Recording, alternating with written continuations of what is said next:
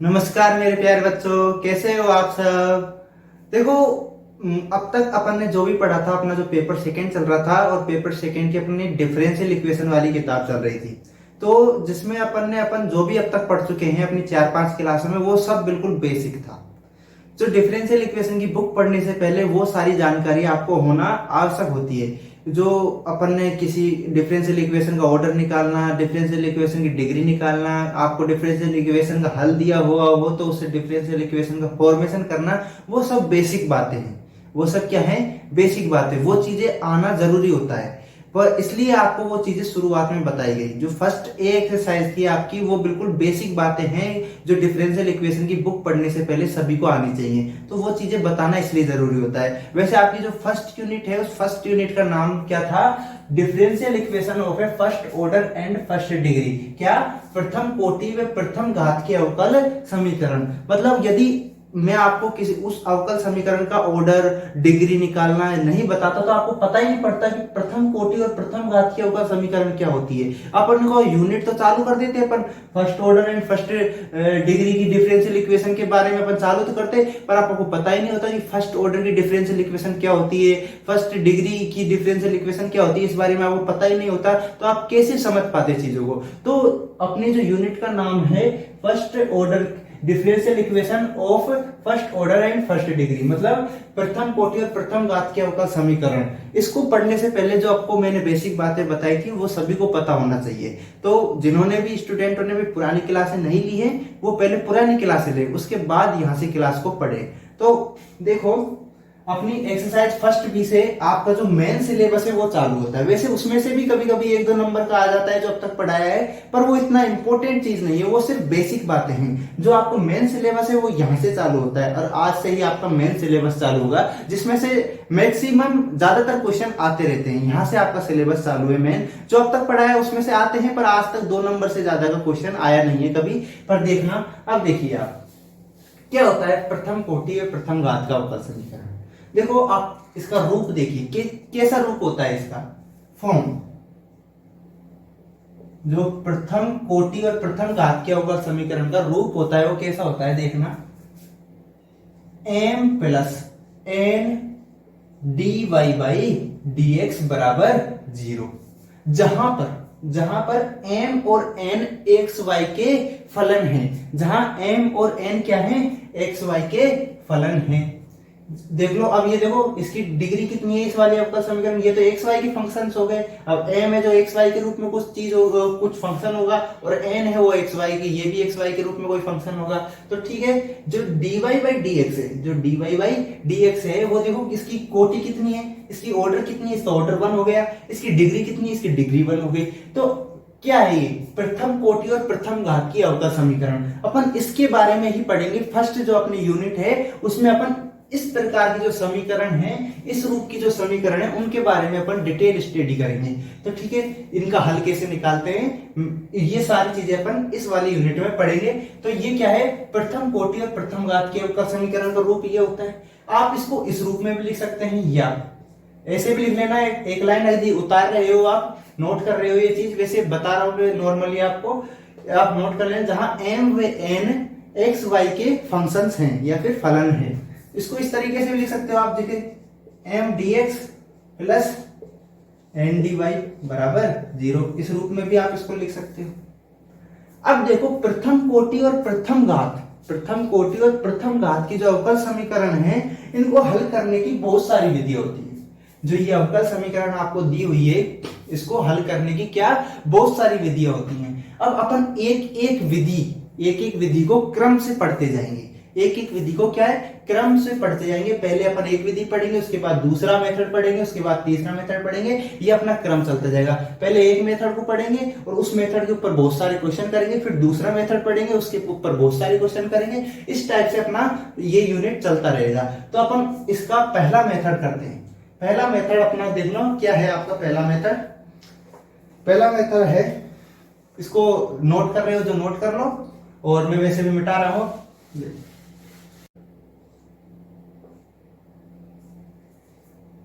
देखो, ये आपका फर्स्ट मेथड है अवकल समीकरण को हल करने का।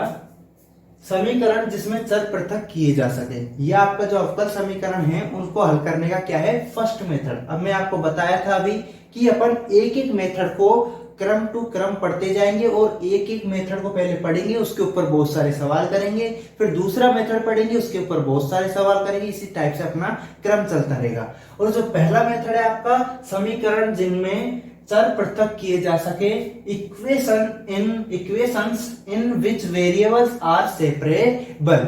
अब देखो कैसे होती हैं ये इक्वेशंस, थोड़ा सा अपन बेसिक समझ लेते हैं इसका। देखो यदि आपको जो इक्वेशन है वो इस डिफरेंशियल इक्वेशन इस रूप में दी जाए, f1x plus f2y dy by dx बराबर 0। यदि आपको इस टाइप से कोई अवकल समीकरण दी हुई है, किस टाइप से, इस टाइप से कोई अवकल समीकरण दी हुई है। अब देखो आप इसमें क्या करोगे, इस पूरी अवकल समीकरण से dx को गुणा कर दो, पूरे के पूरे इक्वेशन से। आप देखो एक बार ये भी चीज नोट करना, अपन क्या पढ़ रहे हैं, प्रथम कोटि और प्रथम घात के अवकल समीकरण। तो देखो इस अवकल समीकरण की कोटि कितनी है, 1, और डिग्री कितनी है, 1, दिख रहा है आपको। तो देखो अब देखना, अब आप इसको dx से मल्टीप्लाई कर दो पूरे इक्वेशन को, f1x dx, इधर dx हो गया, f2y और ये इधर क्या आ जाएगा dy और बराबर 0। अब देखो x वाला जो फंक्शन था वो dx के साथ और y वाला फंक्शन dy के साथ, चरों का पृथक हो गए, चर आपस में क्या हो गए, पृथक। मतलब x वाले फंक्शंस dx के साथ आ गए, y वाले फंक्शंस जो y वाले फंक्शंस हैं वो dy के साथ आ गए। यदि जब मतलब कहने का मतलब क्या हुआ, यदि जितने भी x वाले फंक्शंस हैं वो x के साथ आ जाए और जितने भी y वाले फंक्शंस हैं वो y के साथ आ जाए, मतलब वो पृथक पृथक हो जाए, क्या हो जाए, पृथक पृथक। यही तो बात कर रहा है, चर पृथक किए जा सके, मतलब वो सेपरेट हो जाए, y वाला y के साथ, x वाला x के साथ चला जाए।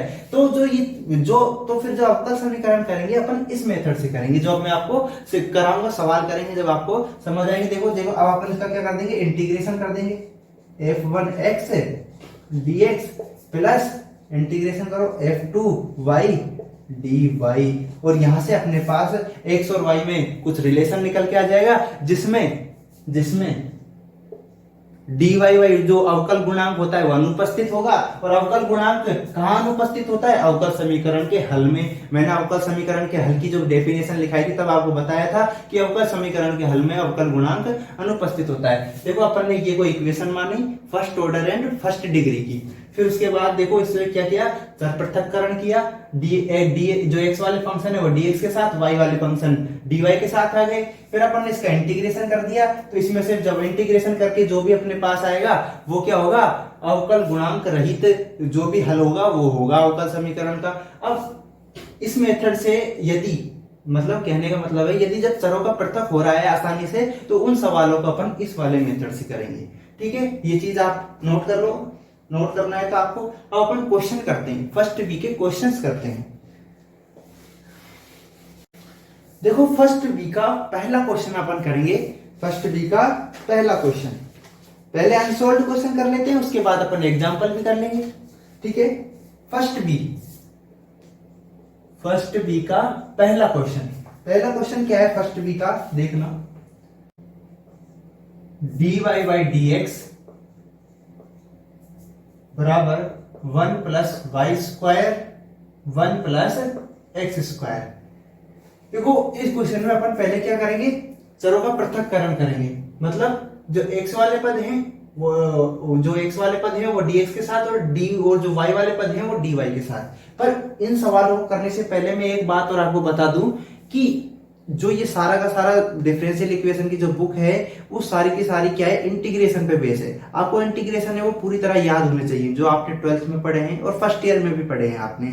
यदि आपको सूत्रों का भूल गए हैं, आपको याद नहीं है, तो आप क्या करें, पन्ने में सारे के सारे फॉर्मूलों को नोट कर लेना, या चाहे फर्स्ट ईयर की बुक से कर लेना या फिर 12th की बुक से कर लेना। या फिर जिन स्टूडेंटों के पास 12th या फर्स्ट ईयर की बुक नहीं है, उन्होंने या फिर बेच दी है बुक किताबें, तो वो क्या करेंगे, गूगल है आप सभी के पास फोन तो होगा ही। यदि आप यूट्यूब पर वीडियो देख रहे हो तो सभी के पास फोन तो होगा ही, तो आप गूगल पे जाएं और सारे के सारे इंटीग्रेशनों की फॉर्मूलों की लिस्ट निकालें और उसको कहीं पर नोट कर लें, क्योंकि ये सारे के सारा जो अवकल समीकरण की जो बुक है वो सारी की सारी इंटीग्रेशन पर बेसिस, बहुत सारे इंटीग्रेशन इधर यूज होंगे, तो आपको इंटीग्रेशन के फॉर्मूले तो याद होना चाहिए, तभी आपको अच्छे से समझ आएंगी चीजें। तो ठीक है, अब अपन अपने सवाल पे आते हैं। देखो पहले इसमें क्या करेंगे, चरों का पृथक्करण करते हैं, एक्स वाले पद dx के साथ, y वाले पद dy के साथ। देखो कीजिए, करेंगे अपन तो देखो क्या होगा, जो dx है वो इधर चला जाएगा और जो 1 प्लस वाई स्क्वायर है वो इधर आ जाएगा, तो ये क्या हो जाएगा dy 1 प्लस वाई स्क्वायर बराबर dx 1 plus x square, dx 1 plus x square. अब देखो इसमें देखो dy के साथ y वाले पद आ गए और dx के साथ x वाले पद आ चुके हैं। अब इसके बाद अपन को क्या करना है, इसका इंटीग्रेशन करना है। क्या करना है, समाकलन। समाकलन करने पर, समाकलन किया अपन ने तो अपने पास देखो क्या आ गया, dy by 1 plus y square dx 1 plus x square. अब देखो जो 1 प्लस वाई स्क्वायर का जो इंटीग्रेशन होता है, समाकलन होता है, वो क्या होता है tan इनवर्स y, और इसका क्या होगा tan इनवर्स x। ठीक है, कीजिए, tan इनवर्स y बराबर tan inverse x plus c। यही आपका आंसर है। क्या है, ये आपका उत्तर आ चुका है। पर यदि आप किताब का आंसर लाना चाहते हो, किताब का आंसर लाना चाहते हो तो क्या करना है आपको, थोड़ा सा और इसको आगे सोल्व कर लेंगे अपन, थोड़ा सा इसको सरल कर लेंगे और c की जगह पर क्या रख लेंगे, tan इनवर्स c। क्या रख लेंगे, tan इनवर्स c। जो कांस्टेंट राशि है उसकी जगह आप कुछ भी रख सकते हो, कुछ भी रख सकते हो। tan इनवर्स c लिख लो, c लिख लो, a लिख लो, b लिख लो, c लिख लो, या फिर आप log c लिख लो, कुछ भी लिख सकते हो। log a लिख लो, log b लिख लो। कांस्टेंट जो राशि है उसकी जगह पर आप कुछ भी लिख सकते हो, कुछ भी। कहने का मतलब यह है जो किताब का आंसर है। और वैसे भी एग्जाम में एक अच्छा, आप देखो ये 2 लाइन का क्वेश्चन करके आओगे और इस वैसे 4 नंबर का आएगा भी तो अच्छा नहीं लगेगा, थोड़ा थोड़ा और अच्छा आगे थोड़ा सा आप कर दो, सरल करके लिख दो थोड़ा सा, तो अच्छा लगता है पेपर में भी। वैसे भी इतना सा क्वेश्चन करने में क्या मजा आया इसमें, ये चरों का पृथक्करण किया, इंटीग्रेशन किया और उत्तर आ गया। मतलब वैसे तो आपको कोई आधा नंबर भी नहीं काटेगा यदि आप यहाँ तक क्वेश्चन को छोड़ के आ जाते हो और ये आपका उत्तर आ गया, ये आपका कोई आधा नंबर भी नहीं काट सकता, पर थोड़ा सा आगे और क्वेश्चन को कर दो तो थोड़ा अच्छा रहेगा। ठीक है, देखो कीजिए, tan इनवर्स c ले लिया अपन ने। अब इसको जो tan इनवर्स x है इसको इधर भेजिए आप। और जो एक ऑब्जेक्टिव एग्जाम होती है, जो फॉरेस्ट रेंजर वगैरह की तैयारी कर रहे हैं, उनमें तो ऑप्शन के ऊपर डिपेंड कर रहा है, करेगा बात कि आपको ऑप्शन में ये वाला ऑप्शन दिया हुआ है या फिर जो अब आने वाला है उत्तर, जो अब आएगा उत्तर सरल करके वो वाला ऑप्शन दिया हुआ है। तो वो तो ऑब्जेक्टिव एग्जाम में तो ऑप्शन के ऊपर डिपेंड करता है, पर मैक्सिमम चांसेज में ऑब्जेक्टिव एग्जाम में जो सरल रूप होता है वही चीज दिया जाता है। अब ऑप्शन में वो इतने लंबे लंबे समीकरण लिख के तो देगा नहीं आपको, सीधी सी बात है। तो ठीक है, tan इनवर्स y, और जो tan इनवर्स x है इसको इधर लिया, माइनस tan इनवर्स x बराबर tan इनवर्स c, ये आ गया आपके पास। अब देखो इसमें tan inverse y minus tan inverse x का फॉर्मूला लगा दो, इसमें tan इनवर्स वाला लगाया, tan inverse x, tan inverse क्या हो जाएगा, y minus x 1 plus yx, ये अपना फॉर्मूला गया। tan inverse c, tan inverse c क्या है, ये tan इनवर्स c है ये। अब देखो कई स्टूडेंट सोच रहे होंगे अब tan इनवर्स से tan इनवर्स को काट दें। एक बात ध्यान रखना हमेशा कि कभी भी tan इनवर्स से tan इनवर्स कटता नहीं है, कभी भी tan इनवर्स से tan इनवर्स कटता नहीं है। आपने 12th में एक सूत्र पढ़ा होगा, tan इनवर्स a बराबर होता है a। ये फॉर्मूला आपने पढ़ा होगा, कहां पढ़ा होगा, 12th क्लास में पढ़ा होगा।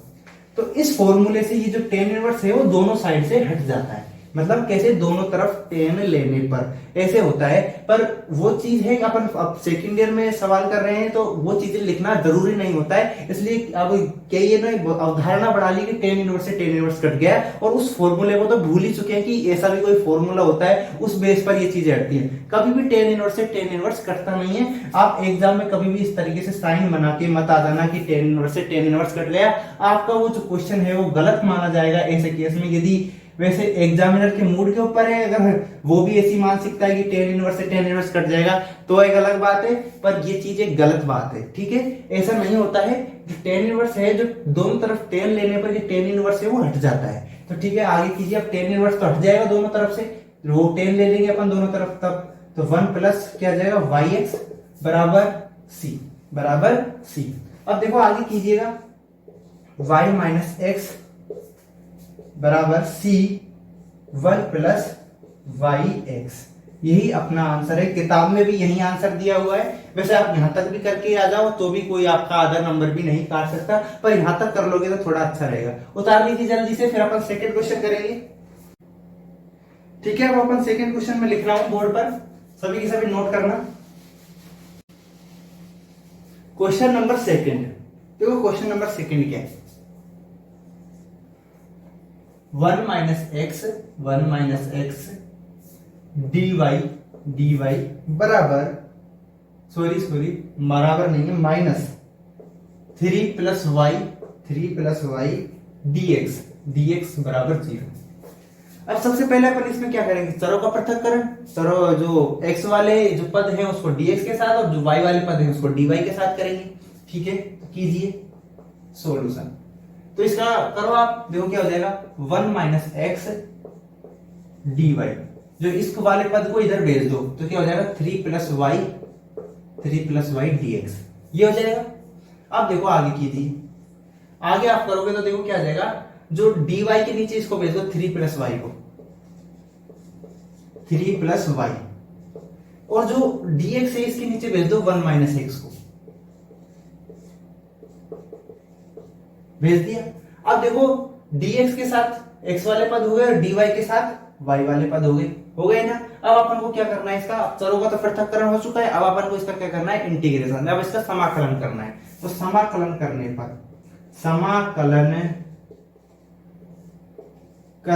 पर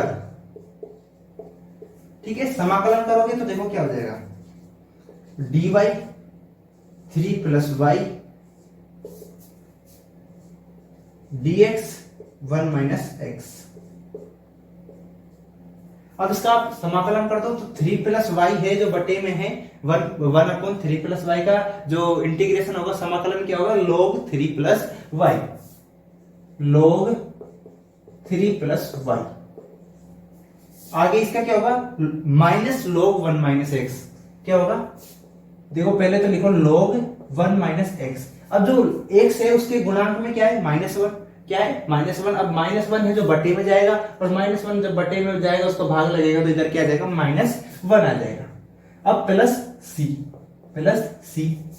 यदि आप, अब आपका उत्तर ये बिल्कुल राइट है, यहां तक ही आपका उत्तर आ चुका है। पर यदि आप किताब का उत्तर लाना चाहते हो तो वो भी मैं आपको लाके बता देता हूं। उसमें आपको सी की जगह पर क्या लेना पड़ेगा, log c, क्या लेना पड़ेगा, log c। और log c आप ले लोगे तब ये जो है इस वाले को इधर भेज दो आप, log 3 plus y plus log 1 minus x, क्या है ये, log बराबर log c। ठीक है, अब क्या होगा, log 3 plus y 1 minus x बराबर log c। दोनों मल्टीप्लाई में थे तो मल्टीप्लाई कर दिया। अब देखो ये आ गया अपने पास, अब दोनों तरफ एंटी लॉग ले लो आप, एंटी लॉग ले लोगे तो अपने पास क्या आ जाएगा, 3 प्लस वाई 1 माइनस एक्स बराबर c। इन दोनों को मल्टीप्लाई कर दो आप तो अपने पास क्या आ जाएगा, देखो 3, ये इन दोनों को मल्टीप्लाई करा तो क्या आ गया, -3x, और इसको मल्टीप्लाई करा तो क्या आ जाएगा, प्लस वाई, और इसको मल्टीप्लाई करा तो क्या आ जाएगा, y माइनस वाई एक्स बराबर c। अब देखो इस वाले जो 3 है, इस वाले 3 को आप इधर भेज दो, इस वाले 3 को आप इधर भेज दो, क्योंकि क्या है, ये एकतर राशि है। तो क्या आ गया अपने पास, y माइनस 3x, और ये क्या बच जाएगा, minus y x, y minus 3x minus y x बराबर, जो ये 3 इधर गया तो c माइनस 3। अब c माइनस 3 अपन को नया कांस्टेंट मिल गया। अब c माइनस 3 को आप क्या लिख लोगे, ये जो स्मॉल c है इसको बड़ा c लिख लोगे, बड़ा c लिख लो आप। कहने का मतलब है आप कांस्टेंट के साथ कुछ भी करो, इसके साथ गुणा करो, भाग करो, माइनस करो, कुछ फर्क नहीं पड़ता, कांस्टेंट है ये। इसके साथ आप मतलब इसको ठोको, कूटो, मारो, पीटो, कुछ भी करो, इस सी के साथ कुछ नहीं बोलेगा ये, और कुछ भी नहीं बोलेगा। और यही आपका आंसर आ रहा है बुक में, y minus 3x minus y x बराबर सी। ठीक है, जल्दी से नोट कर लो इसको, फिर अपन क्वेश्चन नंबर सेकंड करेंगे। देखो क्वेश्चन नंबर थर्ड, कौन सा question number third, question number third क्या कह रहा है? देखो क्वेश्चन नंबर थर्ड है जो आपका x cos square y, x cos square y dx, x cos square y dx minus y cos square x dy बराबर 0। अब पहले इसमें अपन क्या करेंगे, चरों का पृथक्करण, x वाले पद x के dx के साथ और y वाले पद dy के साथ। ठीक है, कीजिए तो सॉल्यूशन। देखो x cos square y, x cos square y, cos square y dx बराबर, तो इस वाले पद को इधर भेज दो आप, तो देखो क्या आ जाएगा, y cos square x dy हुआ यहाँ तक। अब क्या करोगे आप, जो कोस स्क्वायर x है इसको इधर ले आओ, इसको इधर ले आओ, तो अपने पास क्या आ जाएगा, x cos square x dx, और जो कोस स्क्वायर y है इसको इधर ले जाओ, y cos square y dy। अब देखो जितने भी y वाले पद हैं वो dy के साथ आ गए, और जितने भी x वाले पद हैं वो x के साथ आ गए। अब अपन को इसका क्या करना है, सिर्फ इंटीग्रेशन, चरों का पृथक्करण अपन कर चुके हैं, तो इंटीग्रेशन करने से पहले एक काम और कर लो, जो 1 अपॉन कोस स्क्वायर एक्स लिखा हुआ है इसको सेक स्क्वायर एक्स में चेंज कर लो, तो क्या हो जाएगा, x sec square x, x sec square x dx बराबर, इधर भी कर लो, y sec square y dy हो गया ना। अब आपको क्या करना है, इसका इंटीग्रेशन करना है, बस समाकलन करना है। समाकलन करने पर x sec square x dx बराबर y sec square y dy। अब देखो इसका इंटीग्रेशन कैसे होगा, बताओ जल्दी से, इसका इंटीग्रेशन कैसे होगा, भूल गए होगे आप तो। ठीक है, मैं बता देता हूं, इसका जो इंटीग्रेशन होगा वो आइलेट वाले मेथड से होगा। कौन से? आइलेट वाले मेथड से होगा।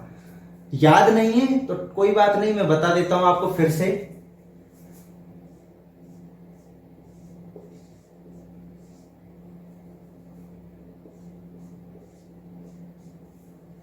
आई का मतलब है इनवर्स फंक्शन, कौन से? Inverse function. एल का मतलब है लोगोरिथमिक फंक्शन, जो लोग वाले हैं। ठीक है, लोगोरिथमिक फंक्शन। ए का मतलब है एल्जेब्रिक, ठीक है, एल्जेब्रिक। और टी का मतलब है ट्रिग्नोमेट्री वाले फंक्शन। और ई का मतलब क्या है? एक्सपोनेंशियल, जो ई की पावर वाले, ई एक्स ई वाई जो होते हैं। इनवर्स में मतलब जैसे tan inverse, sine inverse. Log वाले लॉग एक्स लॉग वाई वाले, एल्जेब्रिक वाले एक्स वाई वाले फंक्शंस। और टी वाले, जो टी का मतलब ट्रिग्नोमेट्री, ट्रिग्नोमेट्री में क्या आता है? Ten x sine x cos x. और ई का मतलब एक्सपोनेंशियल, मतलब ई की पावर वाले, E X E Y E Z. मतलब ये होता है आइलेट। जो आइलेट में अपन क्रम लेते हैं, इसमें जो सबसे पहले इनवर्स फंक्शन को लेते हैं, तो इधर इनवर्स का फंक्शन नहीं है तो। और इसका फॉर्मूला देखो क्या होता है, जो इन आइलेट मेथड जिस फॉर्मूले में लगता है उसमें देखो क्या होता है। अगर आपके पास इंटीग्रेशन दे रखा है, जैसे फर्स्ट कोई फंक्शन और सेकेंड कोई फंक्शन है और dx है, यहां पर dx है या dy कुछ भी है, तो क्या करेंगे अपन? फर्स्ट का बाहर रखेंगे, सेकेंड का करेंगे इंटीग्रेशन, माइनस माइनस। फिर क्या करेंगे अपन? इंटीग्रेशन इंटीग्रेशन और डिफरेंशिएशन करेंगे फर्स्ट का, किसके सापेक्ष? x के सापेक्ष। फिर और इंटीग्रेशन करेंगे सेकेंड का, dx के सापेक्ष। ये इसका फॉर्मूला होता है, किसका?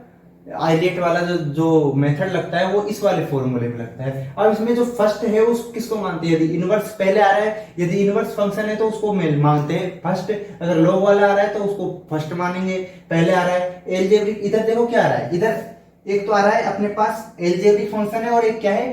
Trigonometry function. तो पहले कौन सा आता है? Algebraic function. पहले कौन सा आता है? Algebraic function. तो एक्स वाला क्या हो गया अपने पास? फर्स्ट। और जो सेक स्क्वायर एक्स ये अपना क्या है? Trigonometry function. एक एलजेब्रिक फंक्शन के बाद आ रहा है टी, ए के बाद आ रहा है टी, तो इसको क्या मानेंगे? सेकंड। इसको क्या मानेंगे? सेकंड। इसी प्रकार इसमें भी देखो, फर्स्ट ये हो गया, सेकंड ये हो गया। आ गया समझ? ठीक है, अब मैं इसको मिटा देता हूं।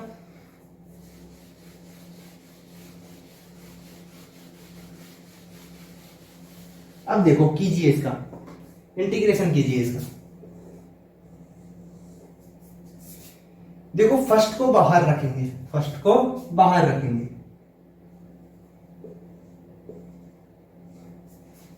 सेकंड का इंटीग्रेशन तो क्या हो गया? सेक स्क्वायर एक्स डीएक्स, फिर क्या? माइनस, तो डीएक्स का एक्स के सापेक्ष क्या हो गया? डिफरेंशिएशन, और इधर क्या? Sec square x dx. ठीक है, यहां तक कोई डाउट होना नहीं चाहिए। फिर और इस पूरे का क्या?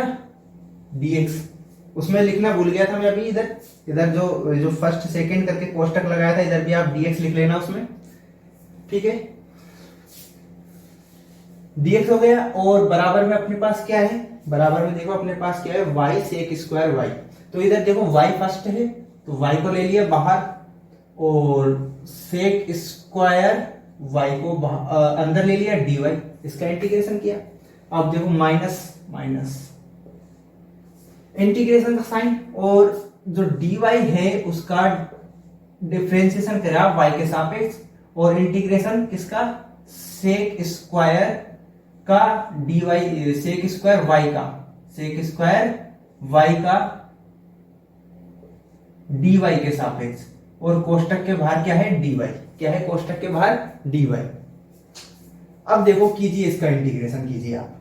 देखो x और जो सेक स्क्वायर x का जो आएगा वो क्या आएगा? 10x। क्या आएगा? 10x। जो dx बाई ये है इसका तो 1 हो जाएगा, और इधर क्या आ जाएगा? 10x। क्या आ जाएगा? 10x माइनस 10x, और ये जो dx है वो साथ में है ही। ठीक है, अब बराबर इधर भी वही काम होगा, y 10y माइनस इसका 1 हो जाएगा, इधर क्या आ जाएगा? 10y आ जाएगा, तो इसका क्या आ जाएगा? 10y, और ये क्या आ जाएगा? dy। अब इसका इंटीग्रेशन करना है अपन को। 10x का इंटीग्रेशन शायद आप भूल गए होंगे, 10x का इंटीग्रेशन होता है log sec x, और एक और इंटीग्रेशन होता है इसका माइनस log cos x। एक होता है, जैसे कि बता देता हूं आपको, देखो जो 10x होता है उसका एक इंटीग्रेशन तो होता है log sec x, और एक इंटीग्रेशन होता है माइनस log cos x। अब आप कुछ भी लिख सकते हो, 10x की जगह चाहिए लिख लो, चाहिए लिख लो, उत्तर आपका सही रहेगा। ठीक है, पर अब आपको किताब को उत्तर मैच कराना है, तो किताब को उत्तर मैच कराने के लिए आपको 10x का जो इंटीग्रेशन क्या लिखना पड़ेगा? log sec x। क्या लिखना पड़ेगा? log sec x, x 10x minus log sec x बराबर y 10y minus log sec y, और कांस्टेंट भी लिख लो आप साथ में, कांस्टेंट c लिख लो आप। ठीक है, यही अपना उत्तर है। सभी के सभी नोट कर लो जल्दी से। क्वेश्चन नंबर अपन फिर करेंगे 4, और जल्दी से नोट करो इसको। ठीक है, क्वेश्चन नंबर 4, जल्दी से इसको मैं मिटा रहा हूं। देखो क्या है क्वेश्चन नंबर 4 आपका। क्वेश्चन नंबर 4 है a x dy by dx plus 2y बराबर x y dy upon dx। ये है आपका क्वेश्चन नंबर 4। देखो कीजिए सॉल्यूशन। सबसे पहले अपन क्या करेंगे? चरों का पृथक्करण। dx के साथ x वाले पद और dy के साथ y वाले पद लाएंगे कैसे भी। देखो ax dy बाई dx और ये क्या हो गया प्लस 2ay, इसको अंदर मल्टीप्लाई कर दिया अपन ने, को इधर क्या है x y dy by dx, क्या है x y dy by dx, इसको आप इधर ले जाओ, इसको आप इधर ले जाओ तो क्या हो जाएगा 2ay बराबर एक्स वाई, जो एक्स वाई इधर दोनों में कॉमन आ जाएगा, ये dy बाई dx, तो इधर क्या आ जाएगा x y minus a x dy by dx, ठीक है। तो 2ay बराबर, जो इधर से क्या है x भी कॉमन आ रहा है तो क्या हो जाएगा x y minus a x y minus a dy by dx, ठीक है। अब जो ये dx है इसको आप इधर ले जाओ, dx को इधर ले जाओ और x को इधर ले आओ, dx को इधर लिया और x को नीचे लाए, अपन क्या आ गया dx अपॉन x, और 2ay को आप इधर ले जाओ, इधर ले जाओ, इधर ले जाओ, तो अपने पास क्या जाएगा y माइनस ए 2ay, y माइनस ए 2ay dy, ये अपने पास देखो जो dx के साथ x वाले पद आ गए और dy के साथ y वाले पद आ गए। अब देखो इसको अलग अलग लिख लो आप, इसको क्या करोगे अलग अलग लिख लोगे, dx अपॉन x बराबर y, जैसे कि अब देखो y के साथ नीचे 2ay लिखा तो y से तो y कैंसिल हो जाएगा, तो अपने पास क्या बच जाएगा 1 अपॉन 2a। अब जैसे कि इस a के नीचे लिखा है, इसको a के नीचे लिखा तो a से a कैंसिल हो जाएगा, तो माइनस 1 अपॉन 2y और इसका dy के साथ मल्टीप्लिकेशन। अब देखो अपन इसका क्या करेंगे इंटीग्रेशन करेंगे, अब इसका इंटीग्रेशन करेंगे, इसका समाकलन करेंगे, समाकलन करने पर क्या, समाकलन करने पर, अब इसका समाकलन किया अपन ने तो अपने पास देखो क्या आ गया log x आ गया, इधर क्या आ जाएगा y माइनस 2a और इसका क्या आ जाएगा 1/2 log y, 1/2 log y हो गया, 1/2 log y हो गया, और इसका क्या करोगे आप c, इधर आप c लिख लो, स्मॉल c है, क्या है स्मॉल c। अब देखो आप क्या करोगे, इसको जो बटे में 2 है, अब ये अपना आंसर आ चुका है बिल्कुल, अपन को कुछ भी अब करने की जरूरत नहीं, आपका आधा नंबर भी नहीं कट सकता है अगर आप यहां तक क्वेश्चन को छोड़ के आ जाते हो। पर यदि आपको किताब का आंसर मिलाना है, थोड़ा सा और सॉल्यूशन इसका कर लीजिए, ठीक है, वो भी मैं आपको लाके बता देता हूं। उसको लाने के लिए आप क्या करोगे, देखो इस पूरे को 2 से मल्टीप्लाई कर दो, पूरे को 2 से मल्टीप्लाई कर दो, तो 2 log x बराबर y upon a minus log y plus 2c। अब देखो आप क्या करोगे, जो ये आप जानते हो log में एक log का गुण होता है कि अगर 2 जो आगे होता है वो क्या होता है स्क्वायर में चली जाता है, कहां चला जाता है स्क्वायर में, तो ये क्या हो गया log x स्क्वायर, जो ये log y है इसको आप इधर ले आओ, प्लस log y बराबर y minus a plus 2c, ठीक है, यहां तक कोई डाउट होना नहीं चाहिए आपको। अब ये दोनों क्या है, ये दोनों प्लस में है तो इनका log का गुण कहता है, जब प्लस में हो तो वो चीजें क्या गुणा में लिख सकते हैं अपन, तो यहां पर लिख लो आप log x स्क्वायर y बराबर y प्लस a 2c, लिख दिया। यहां तक कोई डाउट होना नहीं चाहिए आपको। इसको मिटाता हूं, देखो मैं आगे करेंगे फिर अपन। देखो ये x स्क्वायर अब दोनों तरफ अपन एंटी लॉग ले लेते हैं, क्या ले लेते हैं एंटी लॉग, तो x square y e y plus a और ये क्या हो गया 2c, x square y e, जो y है उसको लिया और a को क्या किया, इसका ले से लेकर अपन ने क्या कर दिया 2ac हो गया, 2ac बटे में a, बटे में ए। अब जी 2ac, देखो ए भी कांस्टेंट राशि है, 2 भी कांस्टेंट राशि और सी भी क्या है, कांस्टेंट। तो इस जो सम्मिलित कांस्टेंट का रूप है इसको अपन बड़ा सी मान लेते हैं। किसको? 2ac को क्या मान लेते हैं, बड़ा सी। ठीक है, कैपिटल सी मान लेते हैं। तो अपने पास देखो क्या आ जाएगा, एक्स स्क्वायर वाई बराबर ई वाई प्लस सी, ई वाई प्लस सी अपॉन ए। यही की पावर में है और यही अपना किताब में आंसर भी यही आ रहा है। तो ठीक है, जल्दी से नोट कर लो सभी। फिर अपन क्वेश्चन नंबर 5 करेंगे। कौन सा? Question number 5। देखो क्वेश्चन नंबर 5 क्या कह रहा है, देखो question number 5, dy by d x plus 1 minus y square और 1 माइनस एक्स स्क्वायर बराबर 0।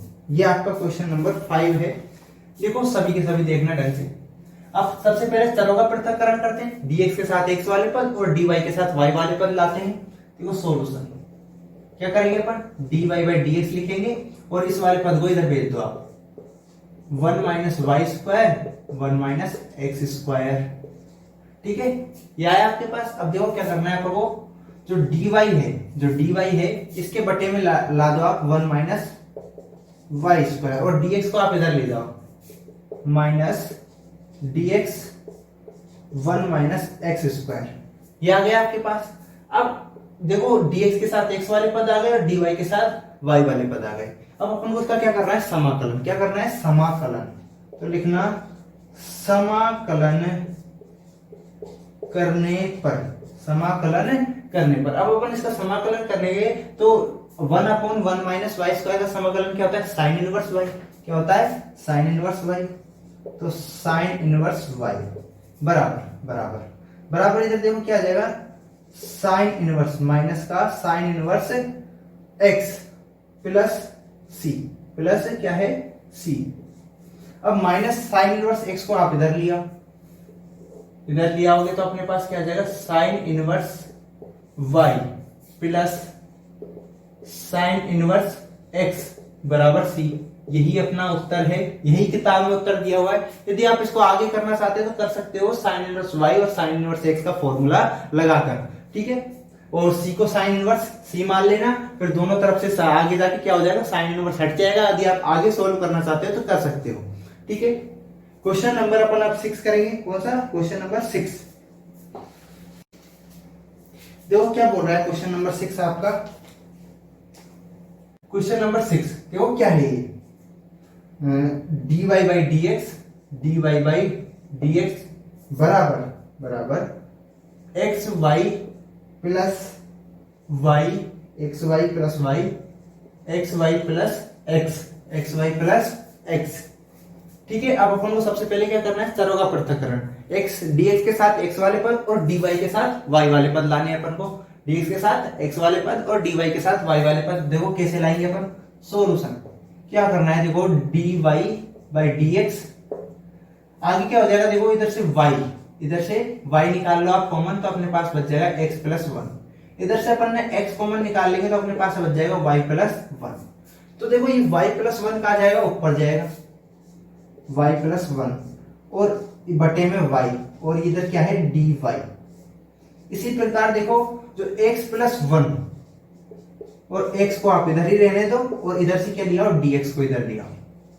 क्या लिया है, dx को इधर लिया।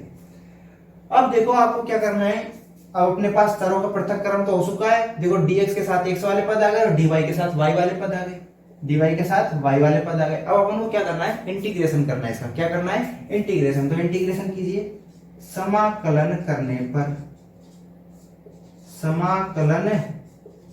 पर देखो समाकलन लगाओगे तो साथ में आप एक काम भी कर लो। देखो y का भाग इसमें लगा तो 1 प्लस 1 अपॉन वाई, इसको dy बराबर। इसी प्रकार इसमें भी लिख लो 1 प्लस 1 अपॉन एक्स dx। हुआ यहां तक, समझ आया? यहां तक कोई डाउट नहीं होना चाहिए। देखो आगे चलते हैं अपन, y इसका 1 का इंटीग्रेशन क्या आ गया, y। क्या आ गया 1 का इंटीग्रेशन, y और 1 अपॉन y का क्या आ गया, log y।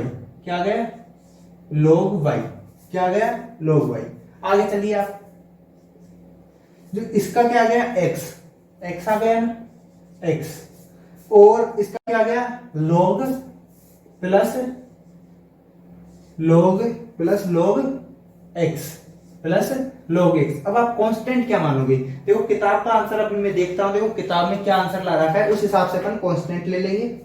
कांस्टेंट में से आप कुछ भी मान सकते हो, ऐसी कोई प्रॉब्लम नहीं है। देखो कांस्टेंट जो किताब का आंसर लाने के लिए अपन को कांस्टेंट है वो लेना पड़ेगा log c। क्या लेना पड़ेगा log c। वैसे आप यहां पर c लिखकर भी छोड़ सकते हो, यहीं पर आपका आंसर आ गया, पर किताब का आंसर लाने के लिए मैं थोड़ा इसको आगे तक कर लेता हूं।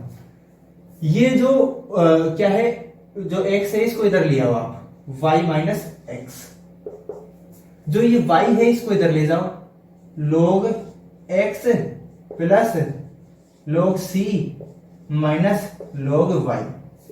अब देखो क्या आ जाएगा अपने पास y minus x, y minus x. अब जो x और c क्या है, दोनों जुड़ रहे हैं, log x और log c जुड़ रहे हैं, तो इनको गुणा में लिख सकते हैं अपन log x और c, और ये क्या है माइनस में, तो ये कहां पर चला जाएगा भाग में। यही अपना किताब में आंसर दिया हुआ है। ठीक है, आज अपन इतने ही क्वेश्चन करेंगे और बाकी के जो क्वेश्चन है अपन अगली क्लास में करेंगे। वैसे इसमें जो फर्स्ट भी है इसमें कितने 12 क्वेश्चन है और कुछ 6-7 एग्जाम्पल है। अपन आगे के जो क्वेश्चन है वो कल करेंगे। और आप भी कीजिए सवाल, अगर यदि आपसे नहीं होते हैं तो कमेंट बॉक्स में लिखना, मैं क्वेश्चन आपको सोल्व करा दूंगा। यदि जो जेपीएच पब्लिकेशन के अलावा कुछ और दूसरी किताबें पढ़ रहे हैं, वो जेपीएच पब्लिकेशन के अलावा कुछ जो दूसरी पब्लिकेशंस आप पढ़ रहे हो, जो भी स्टूडेंट पढ़ रहे हैं, वो क्या करेंगे क्वेश्चन का फोटो खींचकर मेरे टेलीग्राम जो चैनल है उसका लिंक आपको डिस्क्रिप्शन में मिल जाएगा, वहां से क्या करना उस पर उसका क्वेश्चन का फोटो भेजना और भेज देना, मैं उसका सोल्यूशन आपको करा दूंगा। ठीक है, और मिलते हैं अपन अब नेक्स्ट क्लास में। धन्यवाद।